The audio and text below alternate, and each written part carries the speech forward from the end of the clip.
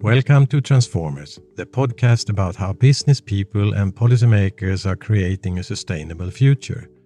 I'm your host, Kai Embren. In today's program, my guest is Peggy Liu. She is a chairperson of a Chinese non-governmental organization, an organization that catalyzing society towards a greener future. Peggy is also a World Economic Forum young global leader, and The Economist called her one of the most innovative thinkers in Asia. Peggy is a transformer, and she bringing people together across borders and industries to transform society in issues that focus on sustainability. Peggy is a well-known keynote speaker around the world on lessons from how China is tackling the world's toughest challenges: pollution, urbanization, pandemics, drought, and obesity. What can other societies learn without becoming China? How can we as individuals understand the need of system change and transform our society? This is what we're going to talk about in today's program. Welcome, Peggy. Thank you, Kai. It's so great to be on your podcast. We met some time ago at the new social media platform Clubhouse, talking about the future of cities. Future of cities is a question that engages the whole world, particularly when we talk about climate change and the UN 2030 agenda. Even if cities only use 2 to 3% of the planet's land, the cities soon include 75% of its planet's population and the use of 70% of its energy, and also adding 70 to 80% of the carbon emission on the planet. How do you see these challenges, Peggy?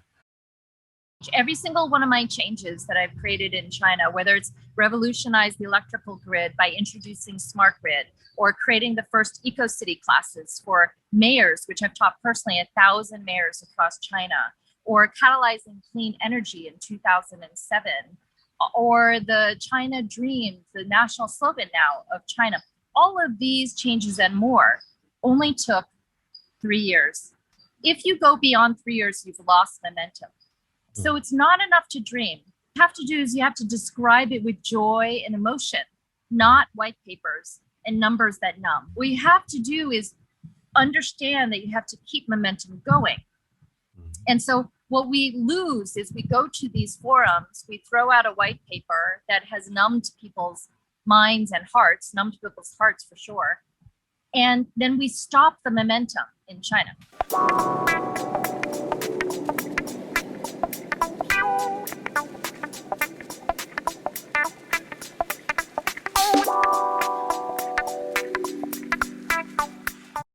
If you, from a Chinese perspective, looking into the learning process in the field of climate action, in which field do you think China can learn from other countries, and what can cities learn from China without becoming China? Well, let me first talk about what China can learn from the rest of the world, because Chinese people love education. And one of the things that I did in the last decade was educate government officials, specifically mayors of cities and above, central government officials. And I did this in mandatory government training classes at government academies that their entire job is to fulfill mandatory requirement of 12 days a year of training at any government level or more. If you're going to have a large promotion, sometimes they do a month-long training, 3 months-long training, a year-long training. And so this is what I did when I lectured at the National Academy for Mayors of China, the China Executive Leadership Academy of Pudong, and the China Academy of Governance, where I was a distinguished professor on sustainable urbanization. So Chinese people basically are always looking outside for inspiration that they can localize for their particular city's characteristics. Of course, China is the size of like Europe and as diverse as Europe. So every single city, every single village is different. It might be hilly, it might be flat, it might be hot, it might be cold, right? So it might have centralized heating, it might not have centralized heating. So The secret to China is that it does not have a not invented here syndrome. It's okay if it's not invented in China, but it can localize it for the context of China. It's very happy to be a student of the world. And so in these classes, what I did was, whether it was low carbon transport class or city level climate action plan class or district heating and cooling class or eco-heritage tourism class, what I would do is I would go to New Zealand Kaikoura for eco-heritage tourism. I would go to Bryant Park in New York for public parks. I would go to Tokyo and Seoul, Korea and Taipei for municipal waste. And I would do little videos that I cobbled together on iMovie from clips off of Google. And then I would make a story, like bringing them there as a virtual tourist and letting their eyes fill with wonder. And I had music and I had narration, and it was a little bit like James Cameron bringing you to the Avatar world, except it was, you know, like Stockholm or Copenhagen. I did a whole video on Copenhagen and bicycles. So then the mayors can sit there and say, oh, I can imagine this in my city.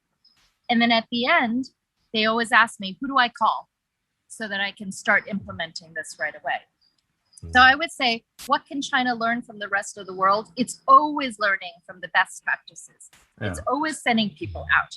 That's why China is moving fast. One of the reasons why China is moving so fast, because it views itself as a student of the world versus a leader of the world.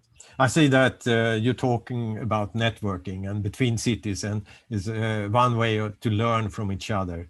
But how are Chinese cities organized in the field of networking and learning processes? It's in the national level and international collaboration. Yes. So what a lot of people don't understand or don't know is that every city and also the federal government, the national government, the central government have international advisory boards. So actually the Professor Winter from Tromsø, who is in charge of the Polar Arctic Research Center in Norway, is, or at least was until recently, helping on the central government level international advisory board for oceans. So what they do is they look for experts around the world and they say, please help critique this area and tell us, based on where our development stage is at today, what can we be doing better? They actually actively ask for this. Shanghai has something called I-Block, International Business Leaders Advisory Council. I know this because one of my friends, Tess Mateo, was the chief of staff for the head of PwC globally when Sam was in charge of the Shanghai I-Block. Who's the chairperson. And this is something that is so prestigious that all the CEOs of the companies are on waiting lists to try and get onto the Shanghai I-Block. And of course, Beijing has their I-Block, and many other cities have their own version of international advisory councils. So this is something that's really interesting. I don't know how many cities or countries, for that matter, internationally, have the same disciplined way to get critique instead of saying, oh, you know, being defensive about it. They're actually actively, proactively asking for this feedback.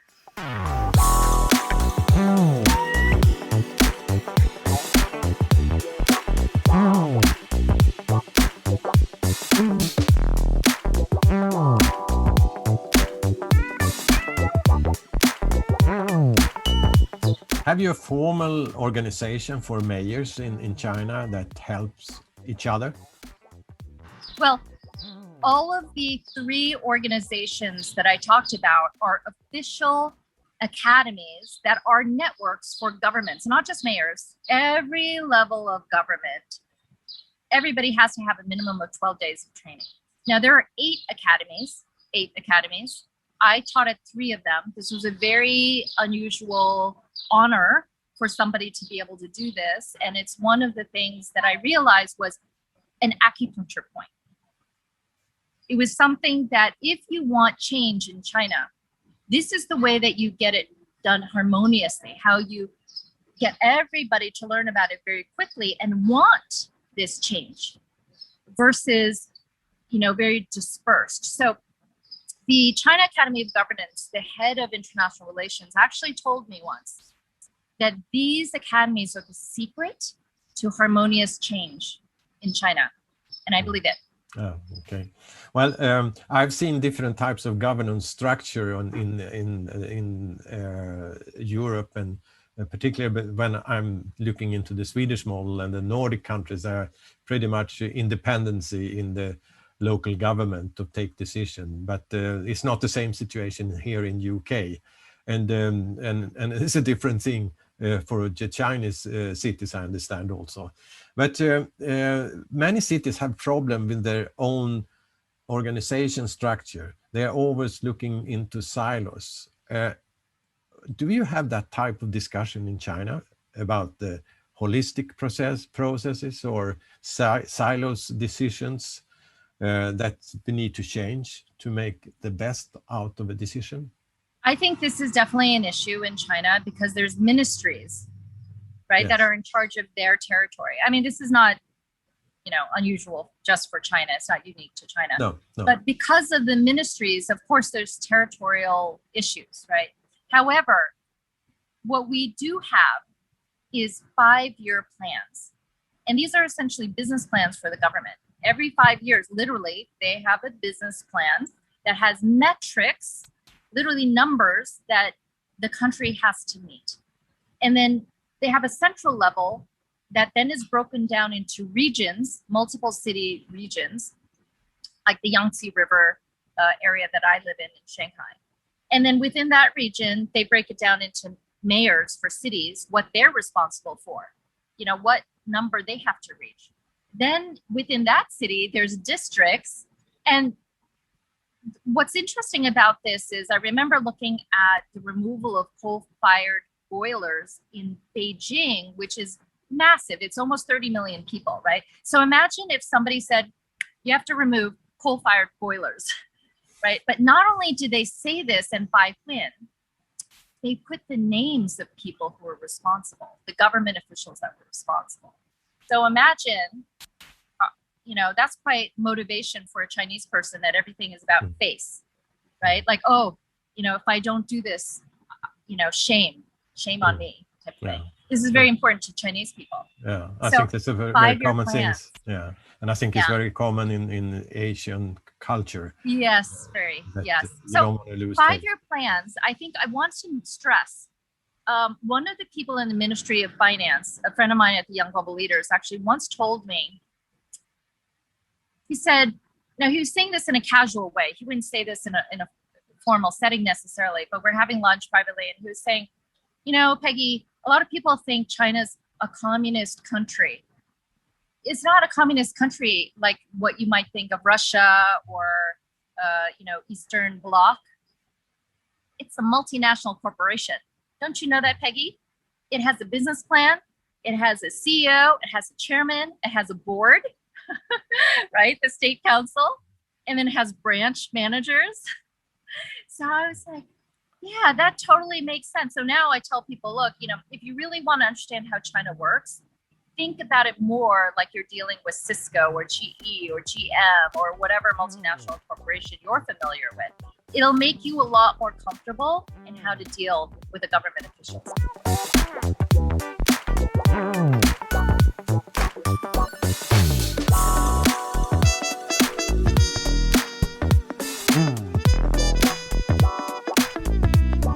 Can you go into some of the examples of leading cities in China today that have also delivered and both policy and climate strategy and action with high ambition targets?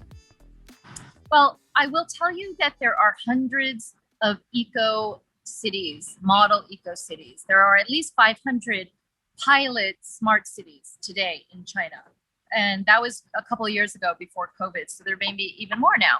So every single city is competing with each other for some way to differentiate themselves, whether it's solar or the most number of wind or the blue economy or the smart city or the most number of electric vehicles, just if it's Shenzhen, right? Or the best urban transport. Look at Shanghai, right? Look at Chengdu for sort of natural beauty. Look at Gansu province for the most solar and wind. So much that curtailment is an issue. So there are many, many cities. They're all doing it in their own way. Hangzhou has great model, sort of what I call a bat cave, right? But it's really a smart city dashboard. It's a whole room that you can see every single metric of what's happening at a city level in Hangzhou. And you as a citizen actually have access to that information, not just the government, not just the companies, but you as a citizen. So every single district, every single company even is thinking about, how do I use these metrics, these goals, these success metrics, these KPIs in the 5-year plans, because money comes with it. Subsidies come with it, right? So it's very smart, actually. It's all aligned with incentives. So everybody's saying, how do I say that I'm a model, whatever city? Honestly, there are many, many, many cities, and they're all different because the terrain in China, the population in China, the food tastes in China, everything is different. Then the logistics are different. There's rural and urban. But is it any of them? I understand that there's a lot of them who do pretty much of a good work. But is it anyone that you has a favorite, or sort of that see that they're doing better than others? I'm going to be so biased. It's boring. Yeah. I live in Shanghai. Shanghai is the best. It's the best city. I mean, just for example, the subways are built for 500 meters distance versus 1,000 meters difference. That makes a huge difference to somebody like me who's walking, right? If you take a look at the urban planning, just the streets and the walkability, it's better than a lot of other cities. No, I'm not naming any other cities. I'm just saying Shanghai's better, right? If you look at the ports, the largest port in Asia is going to be in Shanghai, I believe. And a lot of it is electrified. Now, I would say, obviously, it has kudos in so many directions, right? They're trying to mix, I think, really innovative culture, a young, cool vibe, and a lot of really massive museums with some really great public transport. So the bus rapid transit first landed in Shenzhen. And many American, actually, NGOs also helped with the Chinese government to bring in best practices. I would say that in terms of, again, in Gansu, I mentioned that's by the Tibetan Plateau and the Gobi Desert. Because there's so much sun and so much wind, it's sort of unlivable for people, even though I think maybe 14 million at least people chose to live there. But you know, if you look at it, there's so much sun and wind that it's become the #1 producer for clean energy, for renewables. I would say there's Rizhao, Rizhao. That started out as a model for solar panels for water heating on top of the rooftops. I would say there's many, many different places for organic farming. Too many. I mean, it's all very local, so it's too many to talk about. You know, again, I could keep going, but there's many different places that are trying. Now, are there any cities that have succeeded in becoming an eco-city? I don't think so. But I take a look at trajectory that people are on, right? Is there momentum in the leadership for wanting to do a quantum leap?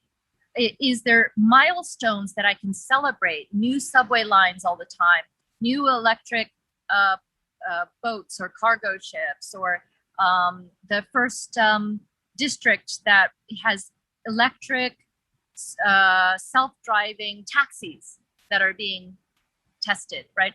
All those things are little milestones that build momentum in the tornado, because every single time something happens, everybody gets, oh, how cool is that? And then the tornado keeps building, right?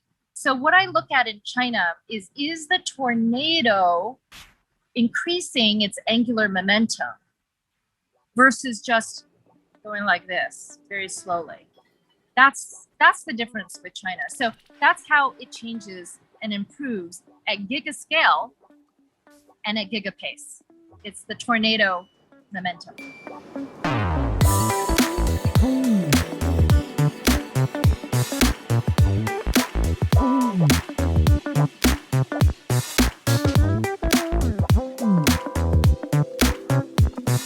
I don't think we're going to talk about the tornado from the Gobi Desert and who hit my face in Beijing some years ago when I visited Beijing, and it was not a very nice moment of how sand can come into a city and really fill it with dust of sand.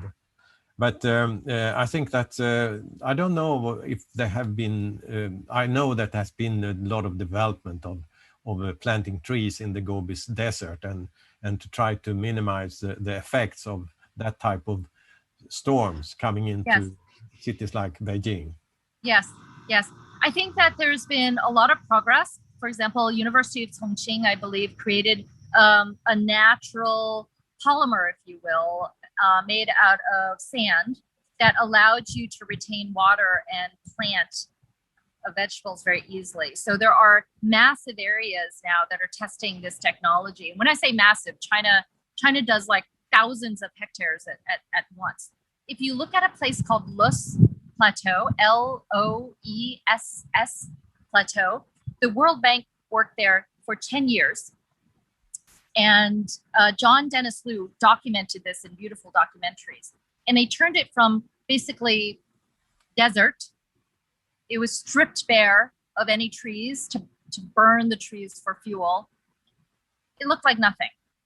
And over 10 years, the local government worked with the World Bank, and now it's a model of permaculture and diversity, and basically farming economy is now up and running. And it only took 10 years to transform a landmass the size of Belgium. And now it's increased to the size of France.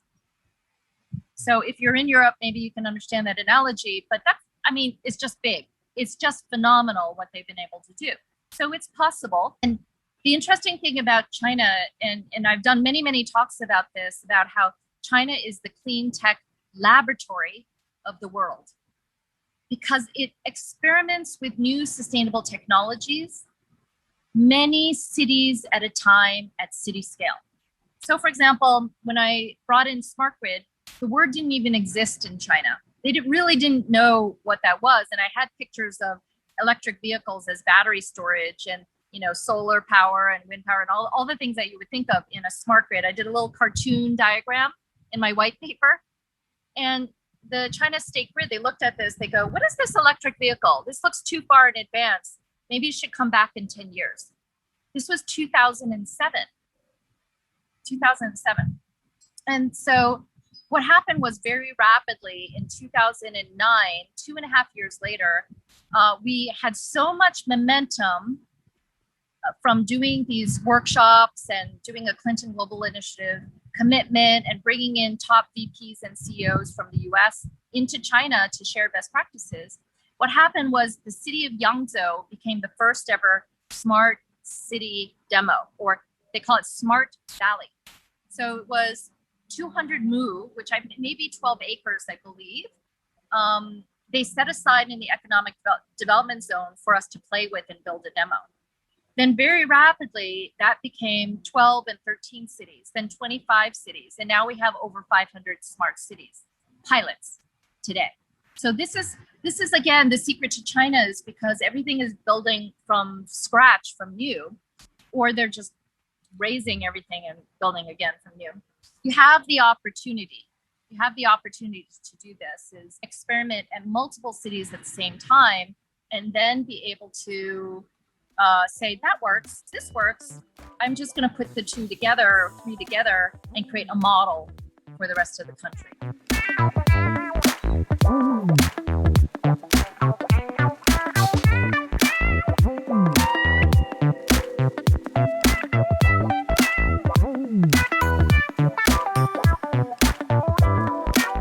Let us talk a little bit more about the issue of leadership. And Peggy, you are one of the World Economic Forum Young Leader. And what has been the driver for you to be a leader, a change maker, and entrepreneur? You know,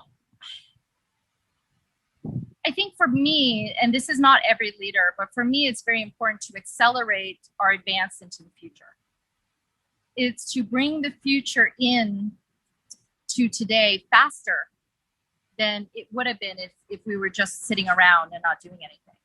It's to teach people the simple tricks that I said at the beginning of the podcast of how do you dream the future so that we can leap into it today in such a real, tangible way that you can feel joyfully leaping into a new world today.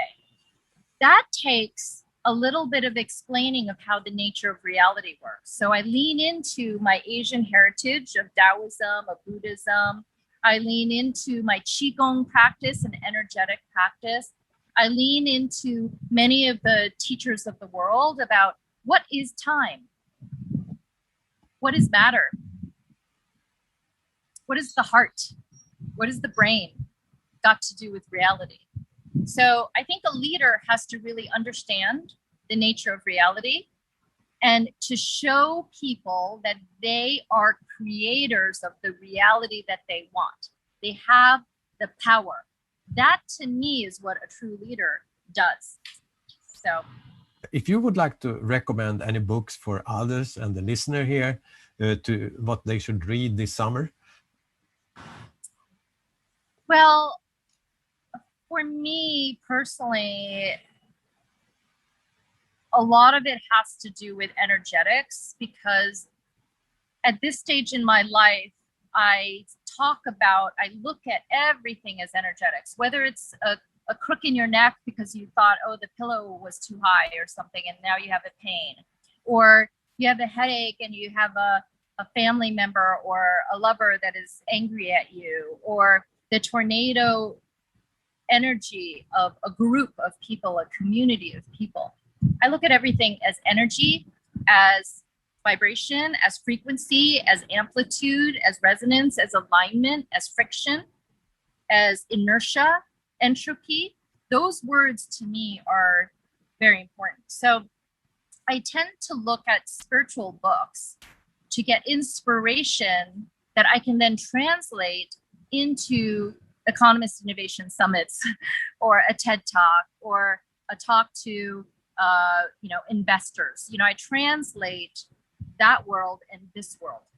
And so for me, one of the very beginning books that was, it's a very easy read because it's just written like almost like a children's adventure, and is teaching you how to listen to synchronicity. So that one is very important, how to listen to the things you're not taught to listen to. So Celestine Prophecies was a bestseller for many, many years. There was another book that I'm reading right now, a friend of mine gave me, called Synchronicity to me. So I will be writing my own book this year on tornado leadership, how to create these tornado movements. And I'm going to be sharing a lot of these secrets because honestly, there's not a book that I can tell you, go read this to learn about what I'm talking about. It's like little bits and pieces. So I'll stop there. I would say Celestine Prophecy to listen. And then Synchronicity is a book that I'm just starting, which seems very, very good. But anything with the heart, anything that allows you to listen to the heart. I would also say Body Keeps a Score will teach you some basics about how the energetics of other people around the world actually affect your physical body, your ailments, your emotion, your spirit, your karma. So will the book about the tornado be ready so they can send it to the leaders in Glasgow this winter? That's actually not a bad idea, Kai. Okay, that gives me a little incentive to write faster. So I'm just starting to transcribe all the speeches that I've done. I've done many speeches on it. I just haven't written the book. So I'm transcribing all my speeches and I'm adding to it. I'll give you a draft to look at if you're willing to help me edit. Yeah. It has been very nice, inspirational to talk to you, Peggy, and thank you for you took the time today, and then hope to see you soon. Thank you, Kai. Thank you for having me. I appreciate all the work that you're doing at a city level. I'll speak to you on Clubhouse soon. Yes.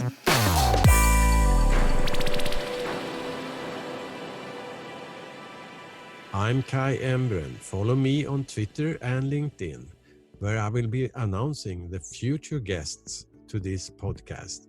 And you can expect about 2 programs a month, and each guest has a unique story of making business and society sustainable. So find out more, visit my homepage, kaiembren.org. Thank you for listening.